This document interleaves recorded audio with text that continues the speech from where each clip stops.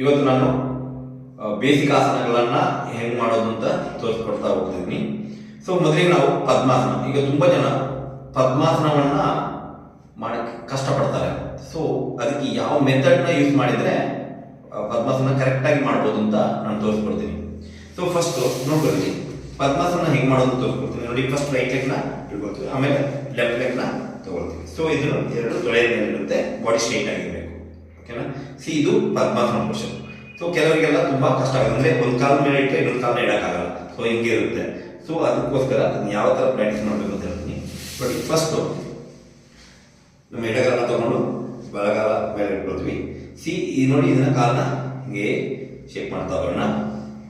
1 2 3 4 5 6 7 8 9 10 let's change. Leg change. 1 2 3 4 5 6 7 8 9 10 let's change. So ಇಲ್ಲಿ ನಾನು ಏನು ಮಾಡ್ತಾ ಇದ್ದೀನಿ, ಬರೀ 10 ಸೆಕೆಂಡ್ಸ್ ತಗೊಂಡಿದ್ದೀನಿ, 10 ಕೌಂಟ್ಸ್ ತಗೊಂಡಿದ್ದೀನಿ. ಸೊ ನೀವು 10 to 20 30 ಕೌಂಟ್ಸ್ ಈ ಥರ ಪ್ರಾಕ್ಟೀಸ್ ಮಾಡಿ. ಆಮೇಲೆ ಇನ್ನೊಂದು ಮೆಥಡ್ ಏನಂದರೆ, ಇದು ನೋಡಿ, ಇದು ನೀವು ಪ್ರಾಕ್ಟೀಸ್ ಮಾಡಿದರೆ ಈಸಿಯಾಗಿ ಪದ್ಮಾಸನ ಮಾಡ್ಬೋದು. ಸೊ ಫಸ್ಟ್ ನೋಡಿ, ನಮ್ಮ ರೈಟ್ ಲೆಗ್ನ ಲೆಫ್ಟ್ ಲೆಗ್ ಮೇಲೆ ಇಟ್ಕೊಳ್ತೀವಿ. ಇಲ್ಲಿ ಬ್ರೀತ್ ಇನ್ಹೇಲ್ ಮಾಡಬೇಕು, ಬ್ರೀತ್ ಎಕ್ಸೇಲ್ ಮಾಡಿ. ನಿಮ್ಗೆ ಎಷ್ಟಾಗುತ್ತಷ್ಟು ಸಾಧ್ಯ ಆಗುತ್ತೋ ಅಷ್ಟು ಬೆಂಡ್ ಮಾಡಿ.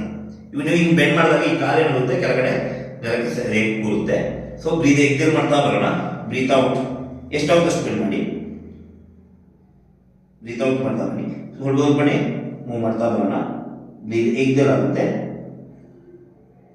10 to 20 ಕೌಂಟ್ಸ್ ಪ್ರಾಕ್ಟೀಸ್ ಮಾಡ್ತಾ ಬನ್ನಿ. ಹಾಗೆ ಲೆಫ್ಟ್ ಲೆಗ್ನ ರೈಟ್ ಲೆಗ್ ಮೇಲೆ ಇಟ್ಕೊಳ್ತೀವಿ. ಸೊ ಇದು ಅಷ್ಟೇ. ಬ್ರೀತ್ ಇನ್ಹೇಲ್ ಮಾಡ್ಕೋಬೇಕು, ಬ್ರೀತ್ ಎಕ್ಸೇಲ್ ಮಾಡ್ತಾ ಬೆಂಡ್ ಮಾಡ್ತಾ ಬನ್ನಿ. ಆಮೇಲೆ ಸ್ವಲ್ಪ ಮೂವ್ ಮಾಡ್ತಾ ಬರೋಣ.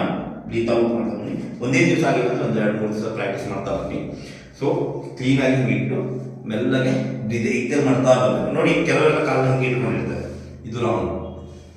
ಈ ಕಾಲನ್ನ ಇಷ್ಟಕ್ಕೆ ಇಟ್ಕೋಬೇಕು, ಅವಾಗ ನಿಮಗೆ ಕ್ಲೀನಾಗಿ ಪದ್ಮಾಸನ ಮಾಡೋಕ್ಕಾಗುತ್ತೆ. ಹಿಂಗೆ ಇಟ್ಕೊಂಡ್ರೆ ನಿಮ್ಗೆ ಕಷ್ಟ ಆಗುತ್ತೆ.